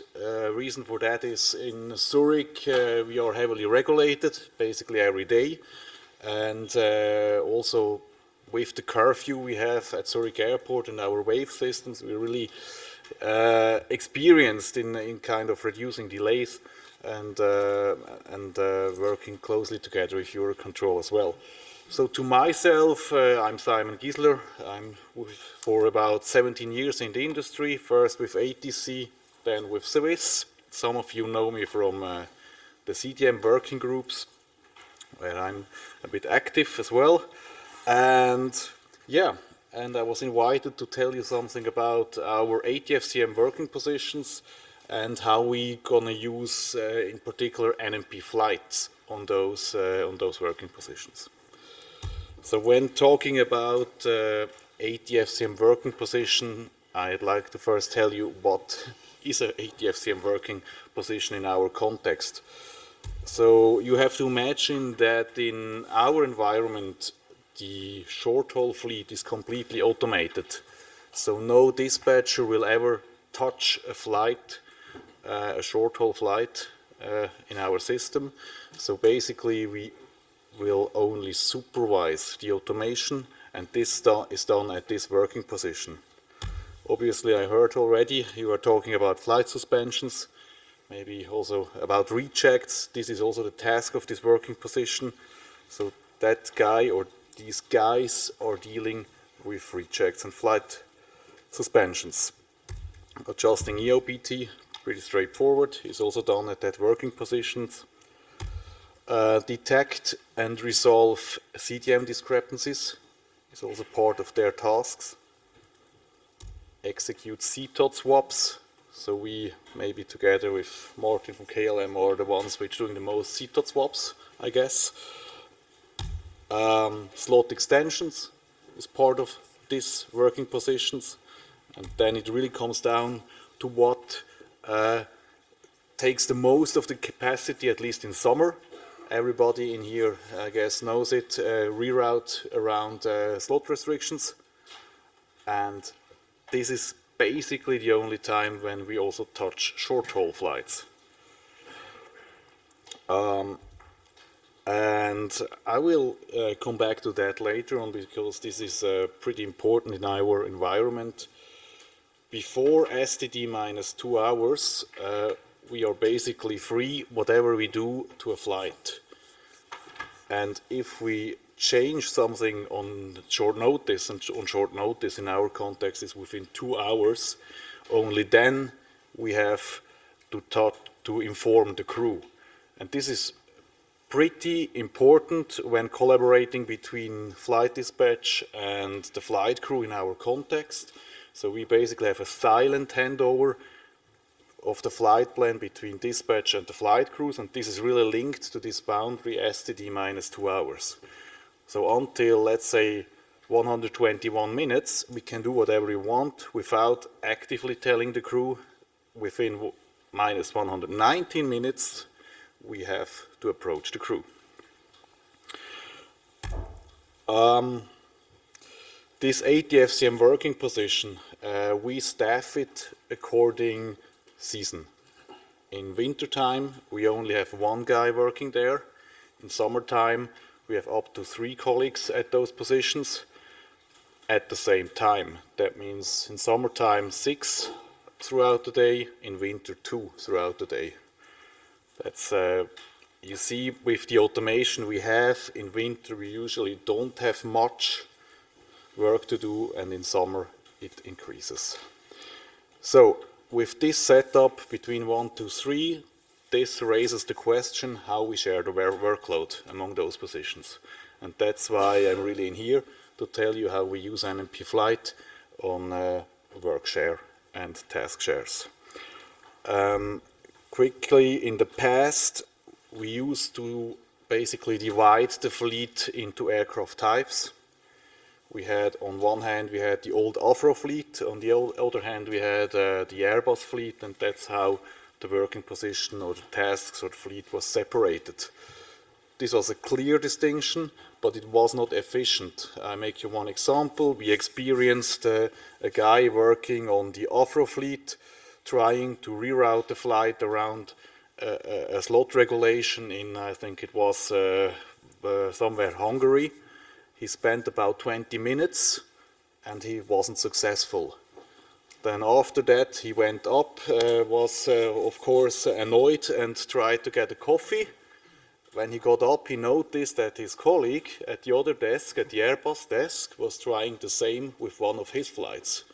So by dividing the work like this, we lost basically 20 minutes work, because both came to the same conclusion: there's no way around. So this was one example where we really, I think like 5 years ago or 6 years ago, we set that thing up from scratch and tried to divide the work in a new concept. So, but let's start off easy. I mean, this is a nice picture of our desks. When there's only one colleague, there's no way to split the work, right? So the one guy sitting there does everything. So we call this ATFCM coordinator working position. So spring approaches and we have now 2 guys sitting there. So we have one option to split the workload in a west and in an east sector. So we really split all our flights, about 300 to 400 flights a day, into 2 sectors. The example for this setup was taken by ATC or from ATC. The sectorization at Zurich arrival is about the same. They have an east and a west approach, and that's basically how we also split Europe or split all the world. Our own tool, which we use CAE tools on our end, supports this split, so we can basically split city pairs for sectors, but also NMP Flight does support this kind of sectorization, and I will show you in a minute how it is done. The good thing about this split is really that both guys can independently work down their own fleet, their own flights. They don't have to collaborate, they don't have to interact, they have their own set of flights which they can independently deal with. The one drawback we are experiencing is the phone system. Obviously, if you have inbound calls, they just go onto the queue and they are then not separated for west and east sector. This is one drawback. So this is NMP Flight. It's a little bit small, but I guess everybody has a screen, huh? Yeah. So that's our setup. Maybe first a general thing. We really work with a limited number of flight lists. And this is something I don't like with NMP Flight, because at the moment every user can save his stuff, and everybody, whoever worked with NMP Flights, knows that the filtering is quite complex, and we had situations where some flights were filtered out and the user didn't notice that the filter was set. And if he then saves this setup, then obviously everybody works on those filters. So we really narrowed it down to a couple of 5 or so flight lists, which are basically managed by me. And I'm really strict on those. If I see somebody who saves his own thing, I will just delete it, because I really want that everybody works on a common setup. This is also another reason is if we train people, then we need to have a common setup. Everybody knows what he's trained on, right? So now the particular thing about the east and west sectorization, you see on the bottom left, we use an option from EUROCONTROL, which is, I think, actually intended for FMPs, but we kind of misuse it. So we asked EUROCONTROL to create for us a Swiss East and a Swiss West sectorization. And by having this, you can basically split your flights according this setup. Here I show you how it is in the back end. This is the aerodrome set on the database of EUROCONTROL. On top right, you see a nice world map.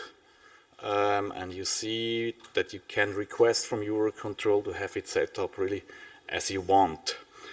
2 drawbacks on this. One is this filtering is an OR filter, so it's not an AND, it's an OR filter.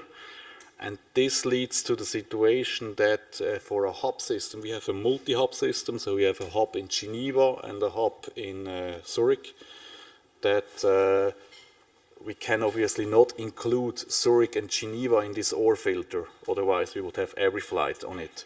But because Zurich and Geneva is excluded, we don't see the Zurich-Geneva flight and vice versa. That's the trade-off of this thing.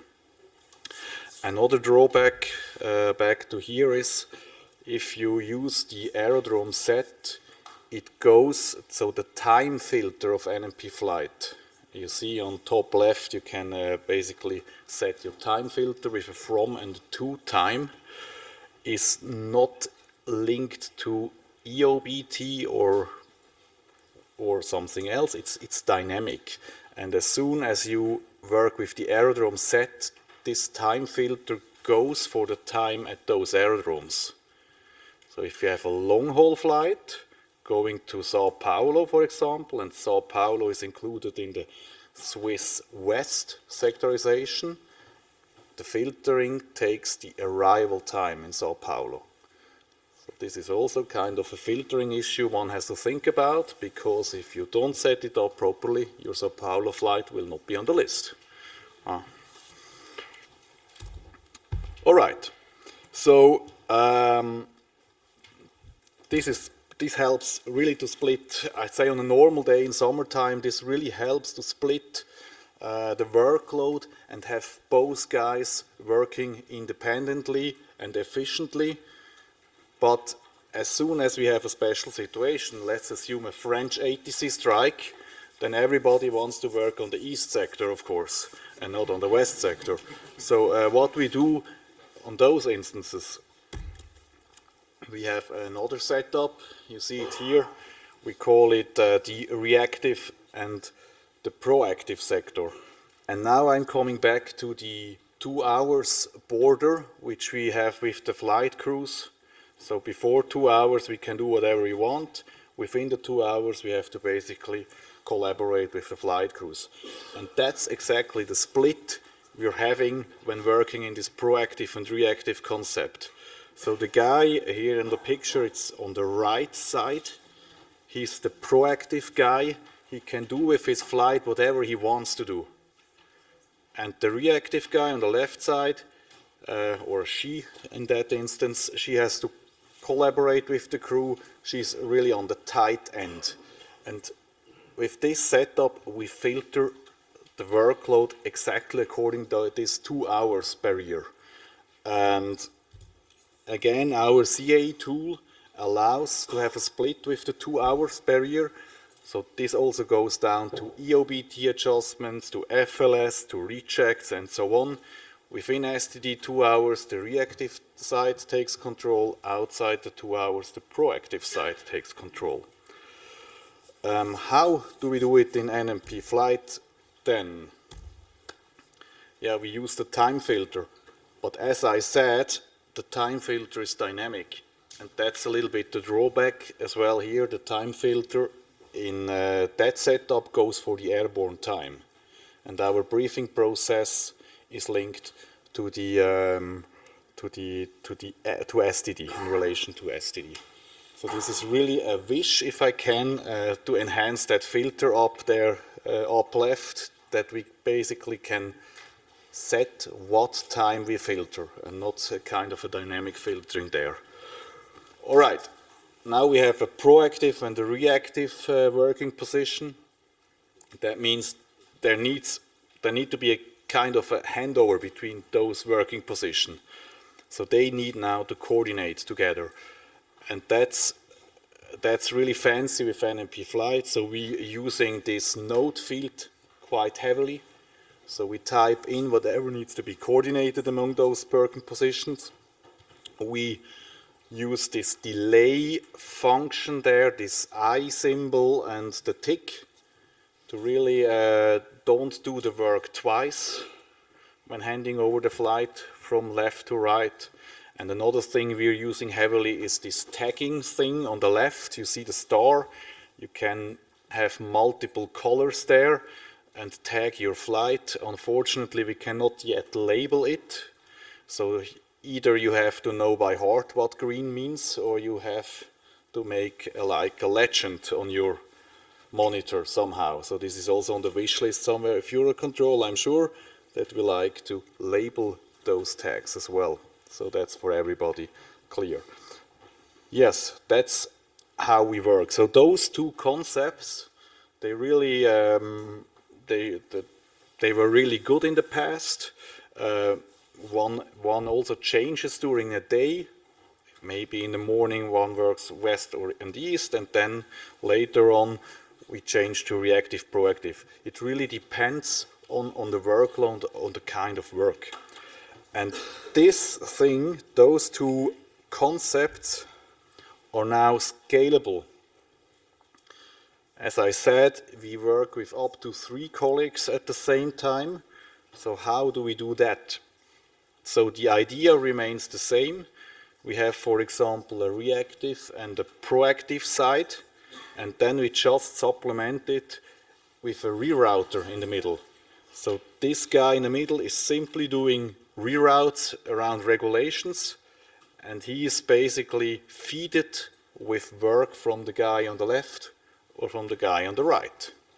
So this is one idea we're having.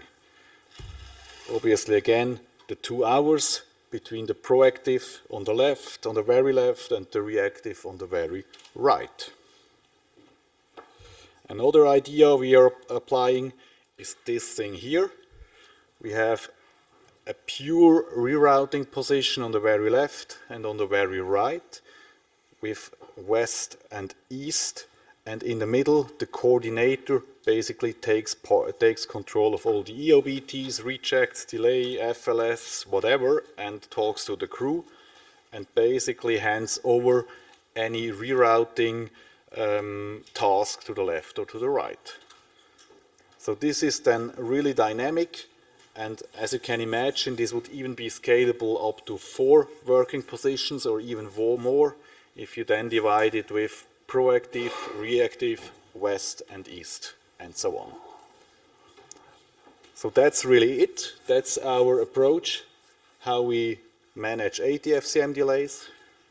I'd like to thank you, and I'm open for questions. Thank you very much, Simon, for the presentation. and also for all of the effort you made in getting here, of course. So Simon gave us an overview of how Swiss do things, the ATFCM working positions. First of all, we got an overview of the various tasks that we're looking at, that he's looking at, slot swaps, for example, slot extensions, reroutings, etc., the sorts of things that we've been talking about in the last day or so, and then how he actually manages that depending on the traffic situation, splitting the positions, the east-west view, and also the active and proactive. And then, of course, in certain situations, this can be scalable to include various combinations of those positions. So what we're going to do now is we're going to open the floor to some questions for Simon while he's here. I'm also mindful of the fact that some people have got to leave for flights and such like. So we'll do a Q&A here for Simon, and then I think we'll move towards wrapping things up. But please, if anybody has any questions, Wojciech from LOT, you're the first man up. Yeah, who and when, here, such small one with mustache. Who and when decides about the configuration? You understand, have some rostering, so you know how many people, who decides in which configuration do you work, and when? The idea is to have, we also have a shift leader, which was not on that screen. He has basically the control of the shift, and he should basically monitor how they work, and in collaboration with them ask how to split. This also is, I mean, if you work like with 3 guys at the same time, so 6 on the day, obviously for half the day one is on break, and then we again switch. So we basically switch quite frequently during the day. And you change this This would be the idea, right? So we also have made the experience that in the OCC, you know, you have different departments. And we made the experience that if somebody approaches our department, they don't know to whom to talk to. And the idea of those signs is actually the, give an indication who is responsible at the very moment, yes. Thank you. Thank you very much. Question over here in the front row. Thank you very much. Just want to understand how you're managing to read all the NOTAM staffs and matters if you have one staff and per day 200 flights. This is outsourced to the flight crews. Was that an easy answer? No, really the short haul side is basically self-planning by the flight crews. So the more enhanced your flight planning system is, the better the quality you deliver, of course. You will never reach 100%, that's for sure. And the gap between fully compliant and automated is basically closed by the flight crews on the short haul side, on our side. Yes. Yes. Sometimes there are closed zones with coordinates that the automated systems cannot read these NOTAMs. So if you will not do it by yourselves, maybe you will not receive rejection from EUROCONTROL, etc. But in flight you will have a problems if you will not follow up with all the NOTAMs. Also the crew will not read all the NOTAMs and like coordinates and to understand where it is, when it is. So on the short haul side, we fully rely on EUROCONTROL that they will give us a reject or a FLS if something is en route. And for the long haul flight, a dispatcher is reviewing the NOTAMs. Yes, but this is not this working position. We have separated long haul flight planners who are doing the long haul flight planning. Okay, thank you. Any other questions? Yes, down at the front, Sun Express. I just wondering that these 3 guys just dealing with the ATFM issues. When you filing the short haul flights, you based on the automation, and if there's any rejects or something like that, these 3 guys are you know, dealing with the flight, or you have dispatchers in the background that dealing with the rejects, or you know. Yeah. So if we have a reject on the long haul side, obviously the long haul flight planner takes care right away.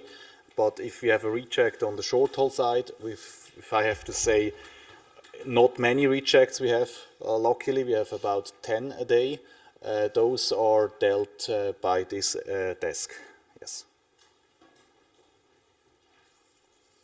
Okay, thank you. Any further questions?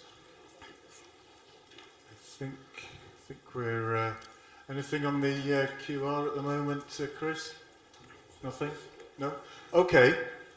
Thank you, Simon. Thank you very much indeed. Very interesting stuff. And because it's always difficult being the last one of the day, so really appreciate that. So we're in good time at the moment. What I was going to do was, I've just spoken to some of my colleagues. You may have seen me during the presentation talking to some of my expert colleagues on the back row, because there was a couple of questions here on, particularly related to the eHelp desk. There was one here: do you need to accept a reroute proposal once an RFI is active? Basically, the answer is no. A reroute proposal is a proposal. So I'm looking at Simon here just to double check. Yep, thank you. You never need to accept a proposal. It's entirely up to you. The choice is always yours. But to emphasize again, if you have a slot on the RRP, and you do not need it, send the rerouting reject message, because we will give that slot to another flight. Excellent. That's absolutely correct. There's one question from Jet2 here from yesterday. If we reroute a high number of our flights, a good question this, if we route a high number of our flights out of a regulation, does the benefit of that come back to the individual airline that's done the reroute? Nice try. That would be nice. And of course, so the answer to that really is no. If any airline routes a lot of flights out, everybody else that's populating that regulation in the list will obviously improve. Navenna and I were talking, and of course, where we can, and we're having conversations, we will do our best to help you. But basically, the system will allocate them as it can as part of that revision process. Can the tower refuse to send a ready message once requested by the crew when they're ready? Yes, it can. They are the ones that make the decision to send the ready message. Normally, the reason would be because they cannot get it pushed back on time, or it cannot be fitted into the sequence, so there will be no benefit. But they can do that, but it is unusual, it is rare. They are not duty bound to accept the ready message. It rather depends on the local circumstances. Why can't you ask for improvement via the help desk or once on an ACDM airport? That's not true. You can, I understand. I believe you can. Yes, you can. Yeah. Is there any other way for a better CTOT or just a ready message? So yes, you can, but obviously, depending on the information that's been sent from the CDM airport, there may be restrictions on the no slot before time and such like that and such like. Martin is reaching for his microphone. Well, it depends. When your DPI is providing you a TTOT that's equal to the CTOT, then you can ask for a request, but you don't get it. So it's the sequencer on the CDM airport is providing you an airborne time equal to the CTOT. So when you see the sequence DPI with a TTOT equal to the CTOT, you don't get an improvement. So you should have made the request earlier for a slot improvement. Thank you, Martin. I just had a quick look through the list here. I think most of the questions have either been answered just now or throughout the day, but we'll have a look afterwards just to make sure. So I'm just trying to reiterate to everybody here that no question is wasted. We will look at them and we will answer them in due course. So I think really we're at the stage now, Boris, Andy, that we start to wrap up. So yesterday, as we said, we've had a lot of demonstrations from our network manager experts, many of whom are on the back row there, or as I say, hiding up in the translator booths. Certainly from the feedback that they gave me, they've really enjoyed it. The feedback that they've had has been really positive, and they really appreciated that. Today, we made a slight change and a slight swap, and it's now come back to your airline colleagues here. We had a good demonstration from Martin on how he operates slot swapping, both for himself and his particular direct responsible airline, but also how we can swap within groups. And I think there's some really interesting conversations had there, and a very good demonstration on how to use the NMP flight, which of course, as we all know, is the future. And thank you very much for that. We also had from Sebastian, Sebastian, that was a hell of a challenge, wasn't it? Trying to make sense of a CDM, and I think Sebastian did a fantastic job of that. As I say, I learned a few things about milestones that I didn't know before, and I hope you did as well. We had some good conversations there, some good questions, and I'm hoping that that's a little bit clearer to everybody. Just to confirm that that presentation, along with all of the others, will be distributed afterwards. I'm looking at Boris and he's nodding vigorously at me, so that's good, because I did have a few questions at lunchtime from people about that. This afternoon, we had to swap the agenda around a little bit, but we did the FF ICE, where our colleagues from Lufthansa and Lufthansa Systems and Donal gave us a good overview of what's coming in the future.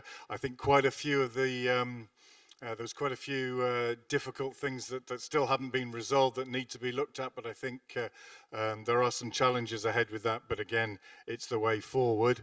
And then we had, have I missed anybody? Yeah, we did the question and answers as well. As I say, I think most of those have now been answered, but we will follow up on all of those.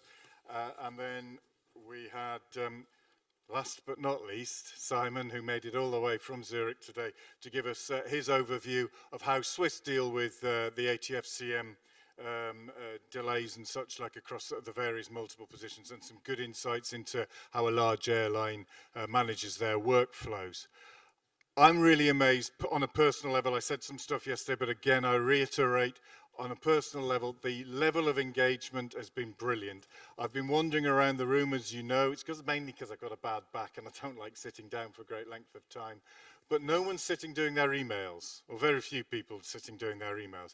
Everybody's been looking, if they are using their own personal devices, it's actually to log into the NMP flight.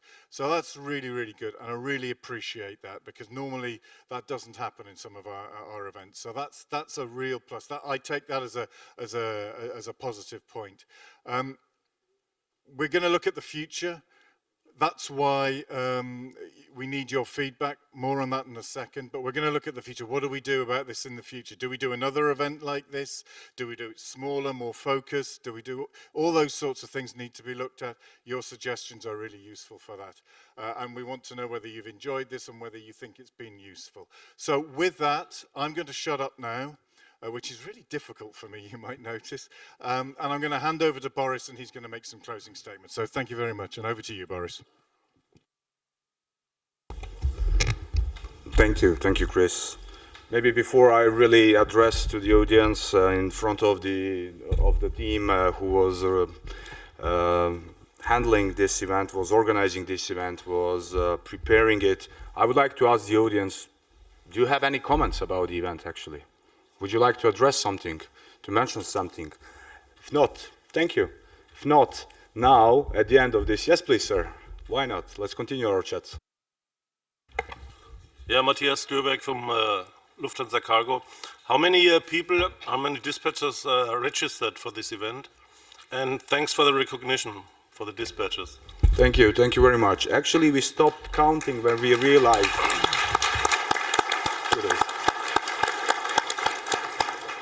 We have stopped counting when we realized that we will not have 2 Europa meeting rooms. The number was extremely high. It was around 400 people, and that's why we start addressing each airlines individually to try to find the right balance, and that's why you were kindly requested also to confirm your final participation until the day. So it was very high interest for this event, and I hope that interest was really justified at the end of this 2 days. Thank you for your comment. Wojciech, please. I always have something to say. Only suggestion. Looking at this presentation of FFIs, I would suggest to consider organization of FFI's days within a year or something, because my impression was, and when I was looking on the audience, that our knowledge about this issue is relatively small, and we will have to deal with it in less than 2 years. So maybe it would be worth to organize something like this. Thank you, Wojciech. I take this proposal, and I don't know if my colleagues are still here. I will address this happily to them. Thank you. Now, I was thinking, shall I address you with a very interesting speech I prepared, or shall? Yes, I will use the speech. So yeah, we go directly. So, dear colleagues, attendees, or our presenters. As we conclude the Flight Dispatchers Days, the first one ever organized here in EUROCONTROL, I want to express my gratitude to all participants, presenters, collaborators who played a crucial role in the success of this event. I extend appreciation to the esteemed attendees, mainly flight dispatchers and flight planners representing, and do we go with this one?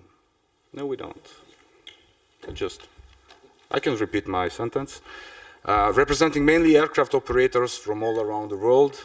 Actually, more than 140 aircraft operators we had here today, and around 200 participants really covering the world. Your presence has undeniably contributed to the success and significance of this event.